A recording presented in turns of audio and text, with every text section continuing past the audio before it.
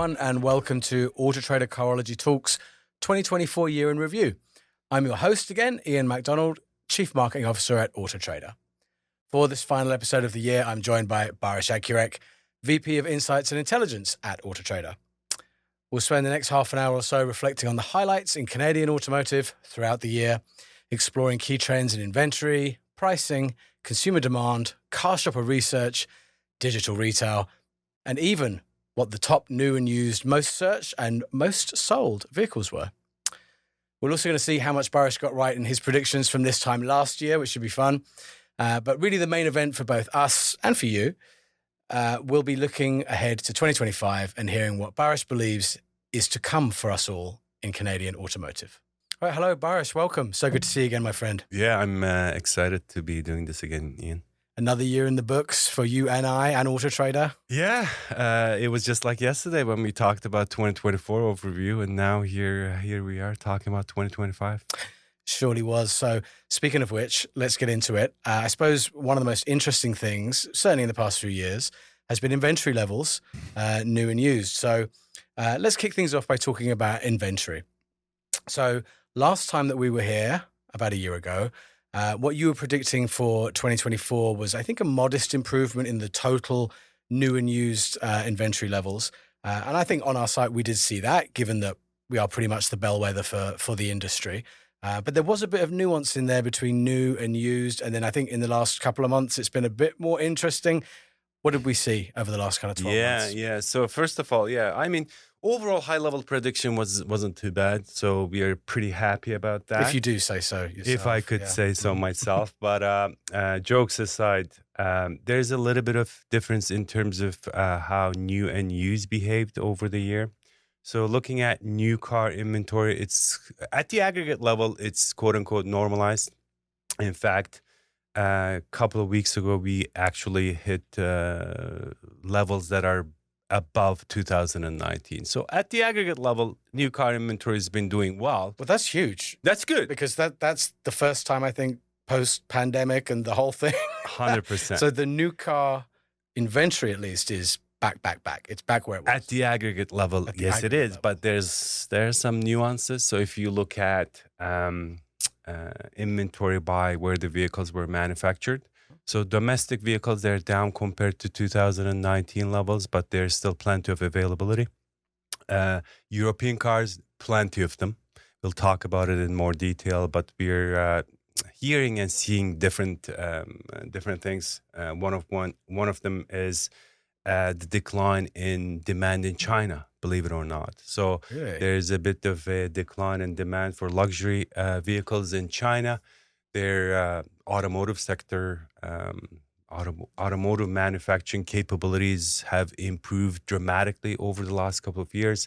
The demand on the usual luxury European brands have declined. So what we are seeing is that there's more inventory, even when we normalize it at the on a lot basis. So that's that. And the one quote unquote struggling segment is the Asian brands still. They're still down by around 50% on a per dealer basis in terms of the availability that they have. There are multiple reasons behind that. One is there's not as many cars.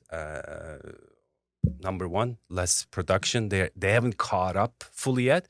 And the second is there's more demand on Asian vehicles. Therefore, some sort of a double whammy, which they're still behind 2019 levels.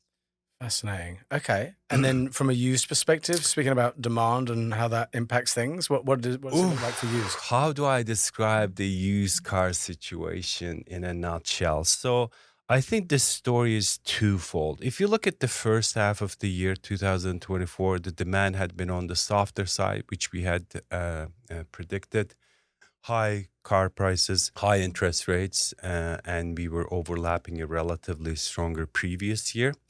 But things have changed since August of 2024. So what we are seeing is that demand's picked up. Again, car prices are coming down. We'll talk about it in the later stages. They're down by 8.5% on a year-over-year basis. Demand is up. Interest rates are coming down. So cars are getting sold, which is good. But on the other hand, We've just overlapped 4 years since COVID begun, Yeah. right? Give or take. Mhm. So all those cars that haven't been sold, that weren't sold back in the day. Or weren't manufactured even back in the Exactly. day. Yeah. Exactly. We estimated that to be around 1.5 million vehicles. So obviously they didn't exist. They Yeah. never made it to the market, and they're never coming back to the used market. So what we've started to see in the marketplace is that there's a little bit of decline in used inventory, and we believe that that slight decline is going to continue for the next couple of years until we are completely out of the COVID cycle. Makes sense. Okay, so COVID still has a bit of a sting in the tail when it comes to some impact on inventory still. Unfortunately. Wow. Okay. So, well, congratulations on your predictions. Yeah, you you did get it pretty much bang on for this year. What are you thinking about for next year, 2025? How's it going to look? These trends continue? I think the new car side, I don't think we have a problem per se. Things are looking up at the aggregate level. Asians are still behind, as we talked about. So what I would like to see is a bit more Asian inventory because the demand is there, Mm. and they tend to be a bit cheaper too, especially compared to their European counterparts. So give or take, the inventory levels should stay in around these levels for new. Used, as I mentioned, the decline had started. So we are expecting to see a bit further decline, but we don't think that it's going to be drastic enough to, how we were worried about a Yeah. couple of years ago about the inventory shortage. So we don't expect that, but it might decline slightly in the next couple of years. So pretty steady for 2025. Yeah, Okay. pretty steady. All right. Yeah. We like that. Yeah. Great. Okay, so you mentioned it there, but let's talk a little bit in more detail as well about consumer demand. Sure. So again, when we were together around a year ago, you were predicting a bit of a softening in consumer demand, especially Q1, maybe the whole of the kind of H1. And I think it's fair to say that we did see a little bit of that in our consumer metrics in terms of audience and leads. Certainly more challenging in Q1. It's really rallied, like you noted, kind of through the middle of the year and into Q3. The cars are really moving and things are feeling good. But not to steal your thunder there, but kind of feels like you got the prediction pretty right. What happened over the year in terms of consumer demand? So let me start off, before we talk about the used, let me start off with the new car side of things, Ian. So as we had predicted, new car demand has been pretty strong. So far this year, we are up by over 8% on a year-to-date basis. So cars are getting sold. Our expectation is that for the next couple of years, the growth will continue. And by 25, 26, we should be able to go back to 2019 levels. So no big issues on the new side. On the used side, the story is a bit different. So as I briefly alluded to in the beginning of the call, the first half of the year was a bit challenging, like higher prices, higher interest rates, a little bit of uncertainty as to what's going to happen to the economy and all that stuff. So, but prices have been coming down. Interest rates are coming down. And also, we are overlapping a relatively softer second half of last year. Mhm. So on a year-over-year basis, when we look at it, the sales are up. So what's our expectation around for 2025? We expect to see that the increase will continue. It's not going to be probably double digits. It's going to be some increase. We're expecting to see around 2.5% more used cars to be sold in 2025. Again, there's an assumption here. Obviously, there's a lot going on in the world geopolitically, right? There's wars and there's elections down south, and probably we'll have an election this year. So there's going to be some. Is it too soon to have a kind of view? I mean, obviously the tariff conversation with the US. I mean that would have a gigantic impact, but it's still Yeah. we don't know So what's going to happen there. So 100%. So I mean, look, if there's 25% tariffs applied to cars produced in Canada, obviously price of cars will increase, right? So if the price of cars increase not only in Canada but in the US, then the demand's going to come down, but the prices are up, right? So imagine that happening. So last time we had this similar situation back in the beginning of COVID, you remember our research suggested that used car, we were trying to understand the increase in used car demand. And one of the things that came back was the fact that Consumers couldn't find the new cars that they couldn't they wanted to buy. That's right. Therefore, the demand shifted to the To a used nearly side. new one. Yeah, Exactly. yeah. So if something like that happens, probably what we would see is that the demand would shift to used. I see, yeah. And then what would happen to used car prices? And then we've talked They about start climbing up again. Exactly. And I don't think anyone wants that at this point. Mm-hmm.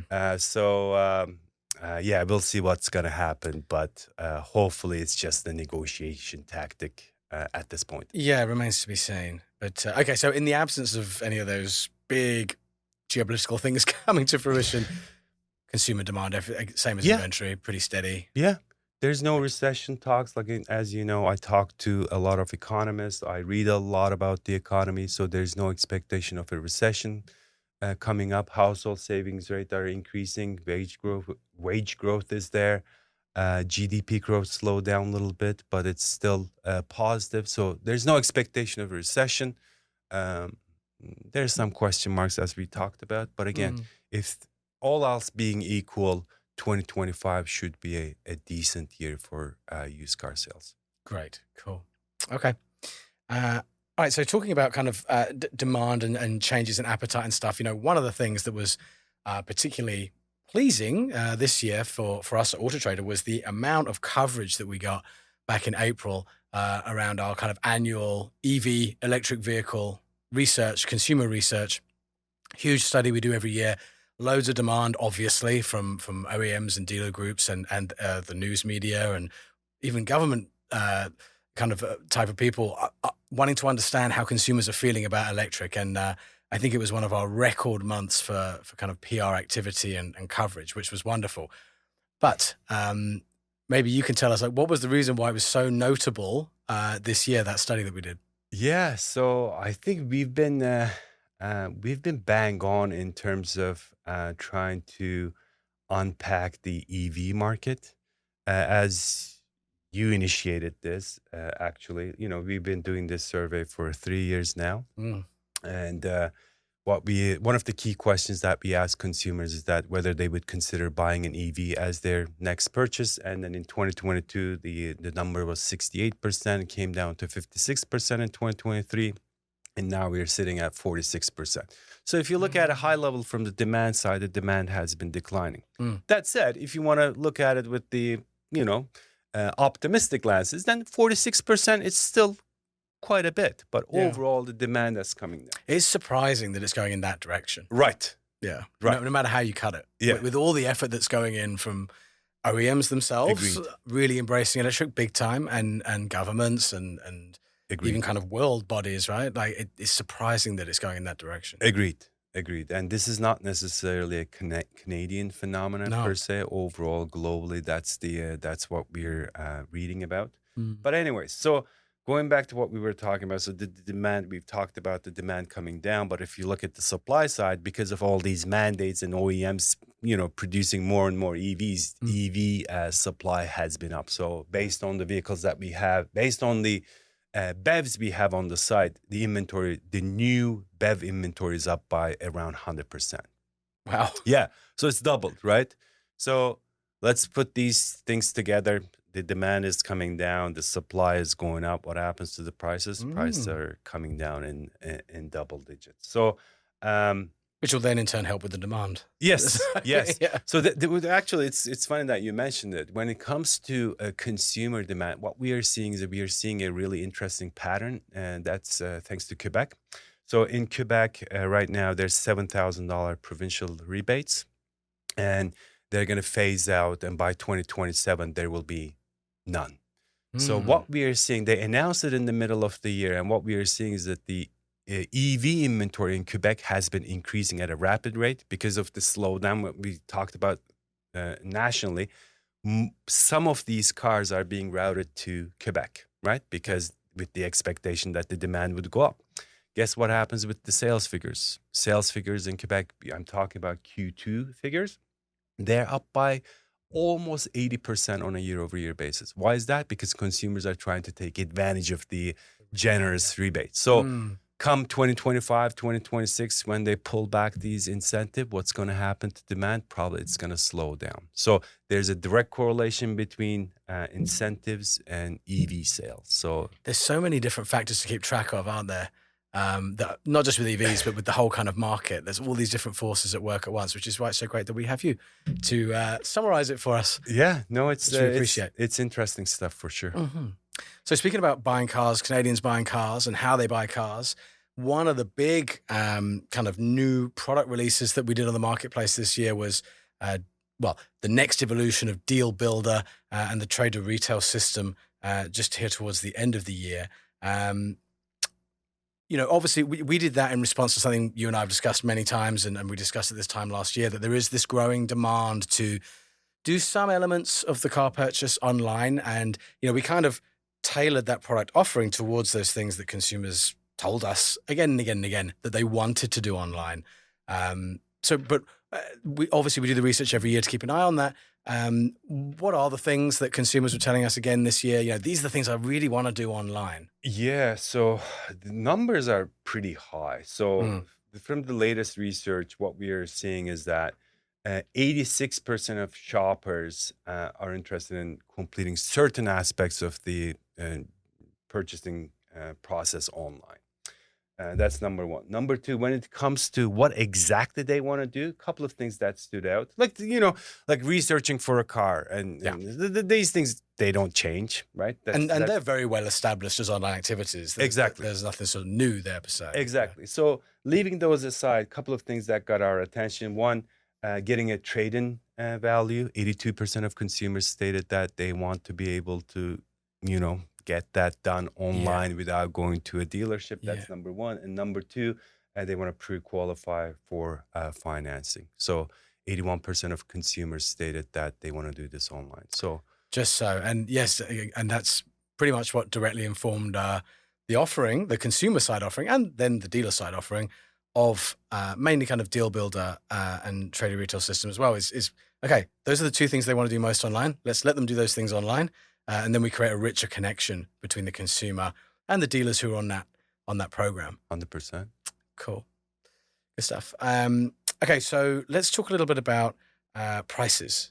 Ooh. You are the founder and the owner and the spokesperson for the Auto Trader Price Index, one of the the kind of leading price barometer for vehicles, at least in Canada. And I know it's referenced by all kinds of banks and other kind of organizations as well, because who better than Auto Trader with all the inventory that we have to understand what's happening with retail pricing.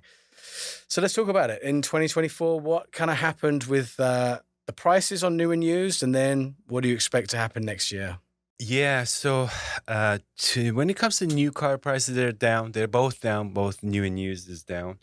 New car prices are just above $65,000 mark, down 3.2% on a year-over-year basis. I'm talking about November prices, right, Ian. So the prices are they almost hit 70 grand in the beginning of the year. They came down a little bit, but they're a bit on the stickier side when it comes to when it's compared to used vehicle prices. Why is that? Because it's more difficult to play around with new car prices. There's all these rules, regulations by OEMs and governments and whatnot. So, but that said, they have the incentives leverage that they can utilize, meaning that they reduce interest rates to stimulate demand. And that's exactly what we are seeing. So based on the internal data that we have, transactional data that we have, new car interest rates peaked at the end of 2023 at 6.2%. I'm talking about subvented new rates. And as of last month, it was sitting around 4.6%. So interest rates are coming down. When we look at monthly payments, they're also coming down. So the price levels are a bit on the stickier side, but there are more nuances. I think that's what I'm trying to say. Sure. When it comes to used vehicle prices, it's again, compared to new, it's much easier to play around with used car prices, right? If something doesn't sell, you can just say, okay, it's not $15,000 anymore, it's $14,000. So it's easier. So that's exactly what we are seeing. Again, looking at prices from November Average price of a used car in Canada is $34,749, which is an 8% year-over-year decline. I think that's quite a way down from the giddy highs of COVID, I think, right? Yeah, so That's like this, several thousand down from where it yes, went crazy. Yeah. yes. So we're almost at December 2021 levels when it comes to Right. prices. Right. So compared to pre-COVID, they're still on the higher side, but Mm. we know that we'll never go back to those levels. So Yeah. that's a fact. But compared to where we were in the last couple of years, they have improved by quite a bit. And the demand is there. Yeah. So cars are getting sold, prices are coming down, interest rates are coming down. That's essentially the base for our predictions for next year, right? So Yeah. that's what we are seeing, what we are expecting to see, that there will be a bit of a uptick in demand. But your second part of your question, what's going to happen with prices?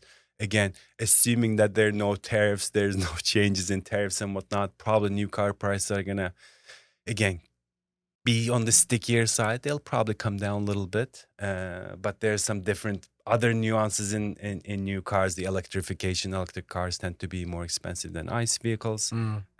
Cars are getting bigger and bigger, which tend to be more expensive. So overall, even when we look at back in 2019, what we are seeing is that, give or take, on average, new car prices go up by around 2-3%. That's aligned with the inflation. Mm. Even everything else being equal, it might go up. So no big changes. When it comes to used car prices, again, if the demand keeps going down and if the supply is, as we talked about, there's a little bit of a decline, used car prices might get a little on the stickier side. Mm-hmm.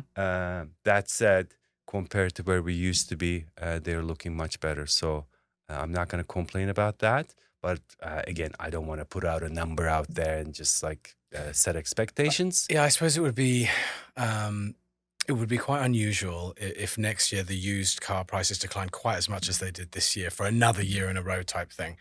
Especially as you said, with the interest rates coming down, the actual affordability is improving. Yes.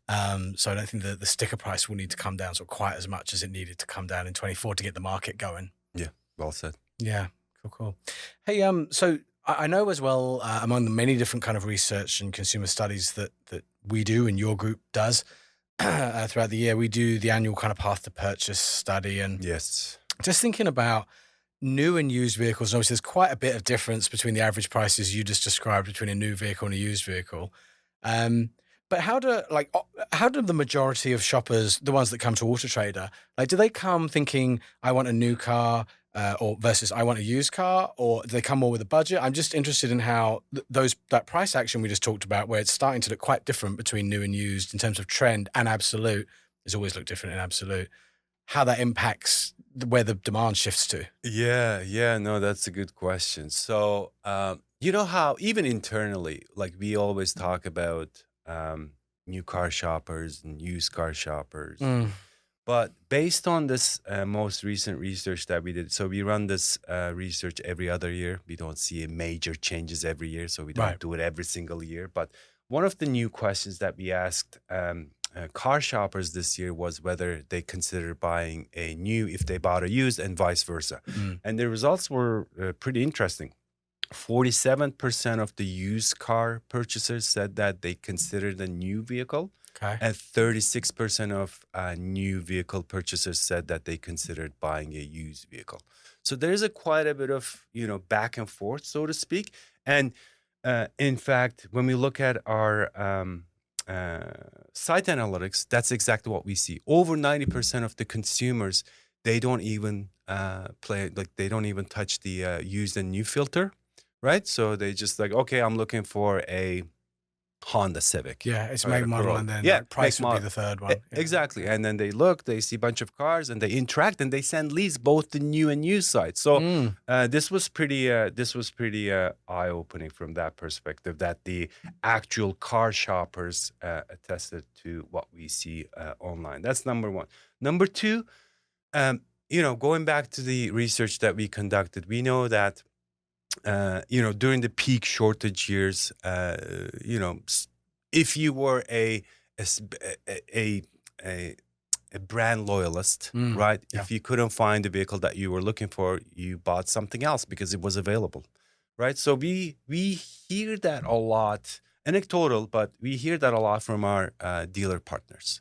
They say that, yeah, I used to, this guy would come to me for 25 years. Now he bought this other brand and then he never comes back. So it feels like there's a bit less brand loyalty in the market, Ian. Mm-hmm. And coupled with, switching between new and used cars, it feels like it's not we don't have a new car shopper, a used car shopper, a Toyota shopper, a Ford shopper.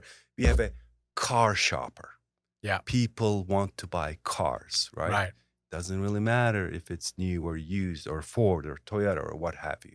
So that's something interesting to keep an eye out in terms of how it would manifest itself for the future. That's something that we'll probably spend a bit more time understanding in more detail come in the next couple. I think that'd be real interesting. Yeah, less brand loyalty, and not just in cars. You see that in a number of different verticals over the last few years. I was just casting my mind to, when we were same thing, kind of looking at the audience and thinking about the OEMs that we work with advertising and things like that. And I think I'm trying to remember the stat, but it was something like it was those brand loyalists you just described. I buy a Ford and I only consider Ford. So, when I need a new car, it's going to be a Ford, whatever it is. I think that's less than like 20% of the market now from that research we did earlier this year, because what we were basically saying was like 80% of car shoppers, like you described, they're undecided. Yeah. They're undecided on brand. A lot of them are undecided on new or used. Some of them are kind of undecided on their budget. Depends what the terms are, can go up and down. So, the point being, an environment like Auto Trader is where they come to help them make their decisions. And this is the environment where that undecided shopper can be swayed. Yeah. Not just an Auto Trader, there's other stuff as well. But like that point that you're making, that like there's less and less of that behavior. The shoppers are up for grabs more and more than ever. 100%. Well said. Yeah, excellent. Well, that combined with the other stuff we've been talking about, I think it sounds like reasons to be kind of optimistic for next year. And No, 100%. we always want a steadier year. It doesn't seem to happen in our industry. No. Not since 2020. No. Yeah. So maybe things will be a little steadier, which we like, is, everything going well and people selling cars and happy Canadians buying cars. Yep, 100%. Wonderful. Well, thanks so much for joining me today, Baris, and taking us through all the findings from the data that you collect and you process it throughout the year. It's very insightful stuff, as always. And thank you very much for tuning into today's end of year special. If you're interested in gaining more insights about automotive trends, research results, some of which you heard about today, be sure to follow autotrader.ca on LinkedIn, or you can visit our newsroom at go.trader.ca. All right, so with yet another successful year for Canadian automotive nearly over the finish line, I'd like to sign off by wishing all of you a happy and healthy holiday season, Merry Christmas and a Happy New Year. Hope to see you all tune into the next Auto Trader Carology Talks. Thank you so much. Thank you, Baris. Thank you. Thanks for having me.